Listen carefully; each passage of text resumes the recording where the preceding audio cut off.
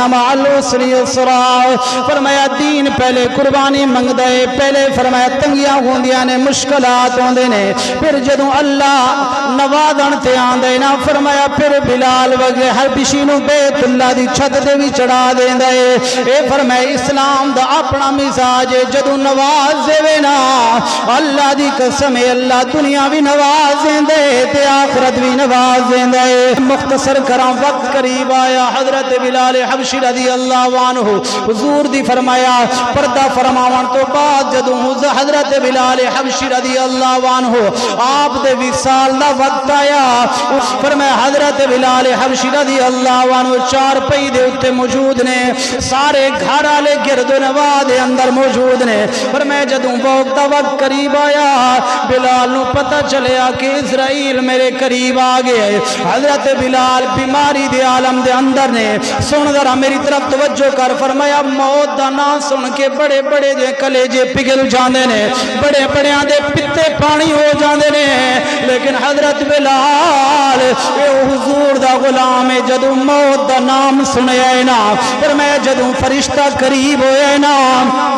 حضرت بلال اٹھے کہندے واہ ترواہ واہ ترواہ واہ ترواہ فرمایا خوشی دا ویلا آ گیا ہے خوشی دا وقت آ گیا ہے خوشی دے لمحے آ گئے نے آپ دی بیوی ہاتھ جوڑ کے عرض کر دیے سونیا سانو چھوڑ کے بھی آ جانا ہے فرمایا میں بیوہ ہون لگیاں بچے یتیم ہون لگے نے پر تو کہنا ہے خوشی دے لمحات آ گئے نے خوشی دا ویلا آ گیا ہے حضرت بلال حبشی فرماندے نے تھوڑی گل اپنی جگہ تے بجائے پر میرے کولو سنو نا غدن الکل احبتا وکانت حزبہ محمدا حضرت بلال فرماندے نے تھوڑی گل ٹھیک ہے تسی پریشان ہو ذرا میرے کولو سنو نا غدن الکل احبتا فرمایا سامنے پردہ اڑی آئے اسرائیل آوے گا پردہ ہٹاوے گا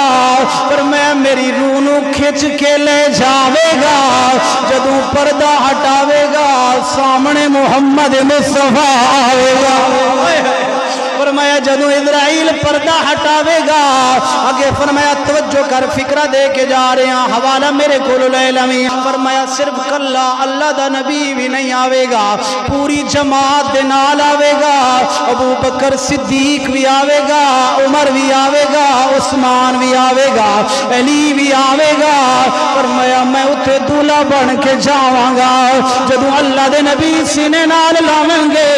میرے ویرا آنا ہے حضرت بلال نو مقام کتھوں ملے آئے حضور دی غلامی دے وچوں ملے آئے آج تو ذرا اندازہ لانا تھوڑی جی ٹھنڈ پہ جاوے تیری نماز قضا ہو جاندی ہے اگر تھوڑا جا تو میٹنگ دے اندر بیٹھے تیری نماز قضا ہو جاندی ہے پر حضرت بلال حبشی رضی اللہ عنہ قیامت تک آنے والے لوگوں پر میں سبق دے کے گئے میں حبشی دا بیٹا ہاں پر میں غلام وکدا وکاندا حضور دی بارگاہ دے اندر آیا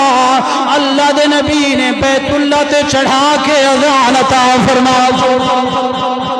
میں حضرت بلال حبشی غلام ہیں اور حبش کے رہنے والے اور یہ مقام مرتبہ جب آپ بیت اللہ کی چھت کے اوپر یہ کوئی چھوٹا موٹا مقام نہیں ہے میرے بھائی یہ مقام ملا تو کہاں سے ملا حضور کی غلامی سے یہ مقام یہ مرتبہ ملا اللہ نے یہ مقام عطا فرما دیا تو میرے نبی نے فرمایا مؤذن جو اذان دینے والے ہیں قیامت کے دن ان کی گردنیں لمبی ہوں گی پوچھا جائے گا یا رسول اللہ یہ کون سے لوگ آ رہے ہیں فرمایا یہ جب پوچھیں گے فرمایا یہ اذان دینے والے لوگ اور اللہ کے نبی نے فرمایا سب سے آگے آگے میرا بلال جا رہا ہوگا آج تو شرم محسوس کیا جاتا ہے نا اگر کسی کو کہا جائے نا اذان دو تو لوگ کہتے ہیں ہمیں شرم آتی ہے میرے بھائی شرم تو تجھے گالیاں دینے کے لیے تو کبھی شرم نہیں آئی اور اللہ کی قسم معاشرے کا یہ حالات ہے اگر کوئی تکبیر پڑھنے والا نماز کے اندر موجود نہ ہو نئے بندے کو بندہ کہے کہ تکبیر پڑھ لو اور میں اس کو تکبیر پڑھنی نہیں آتی اس کو شرم آتی ہے نہ کبھی سود کھانے کے لیے بندوں کو حیا آیا نہ شرم آئی نہ گالیاں گلوچ دینے کے لیے بندے کو شرم نہیں آتی